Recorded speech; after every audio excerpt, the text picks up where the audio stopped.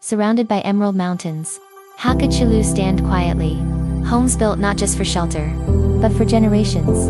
Their circular, enclosed design reflects a deep-rooted way of life, clan-centered, harmonious, resilient. Thick rammed earth walls, silent witnesses, hold centuries of monsoons, migrations, and quiet endurance. Interconnected corridors wind like shared breath, connecting rooms, families, stories.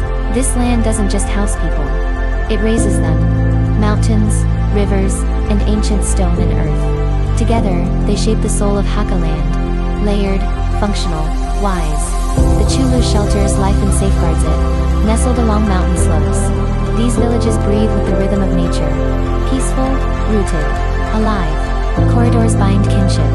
Double ring Chulu rare, majestic stand as icons of collective vision. At dusk, soft light glows in arched windows. Not just illumination, but warmth held across time.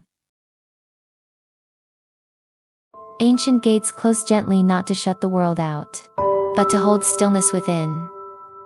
Red lanterns sway in narrow alleys, painting everyday life in gold and crimson. Elders sit beneath banyan trees, their faces lined with memory, not just of change, but of continuity. Long ago, Hakka ancestors walked far, not by choice, but by necessity, seeking safety, soil, and hope. Roads were rough, journeys long, yet every worn cobblestone on old streets still echoes their steady steps. They faced hardship not to endure it, but to transform it into legacy. Today, Hakka people live across continents, yet carry home in their speech, their recipes, their silence. In distant lands, letters became lifelines. Chalpi, those fragile, precious pages, were more than paper. They were voice, vow, and heartbeat sent across oceans. Each one carried a single, unwavering truth. I remember where I began. For over 1,000 years, Hakka people have moved and settled, woven new lives without unweaving old roots. Wherever they go, the language remains. The values hold. The identity endures.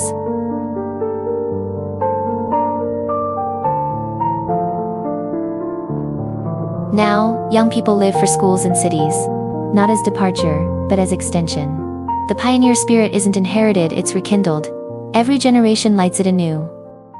Time has gifted Hakka culture richness, not in grand monuments alone, but in hands that weave, carve, stitch, and pound. Hakka opera sings history in melody and mask. String puppets dance legends with delicate, living strings. Metal carvers trace sacred patterns into copper and tin.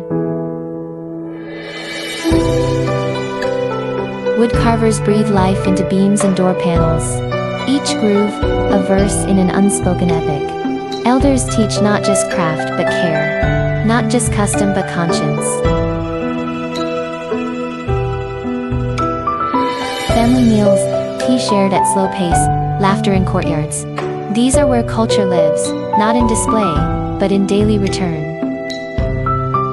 Ancient lanes hold generations of life. Children breathe hometown's ancient charm. Winding blue stone paths still ring with childish vitality. Paper cutting flutters with wishes, prosperity, peace, longevity. New Year paintings bloom with bold hope. Clay spins on the wheel just as it did 1,000 years ago. Food is memory made edible.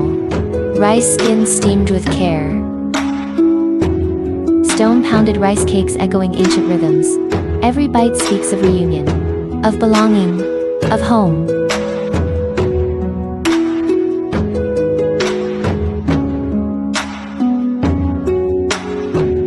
Bamboo bends but does not break. Hakka brocade, intricate, strong, patterned with meaning. Hakka people do not seek dominance, but harmony, with land, with kin, with time.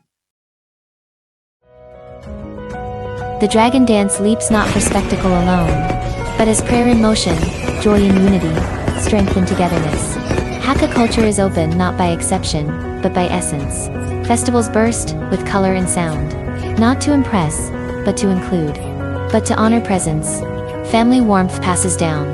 Not like an heirloom behind glass, but like fire passed hand to hand.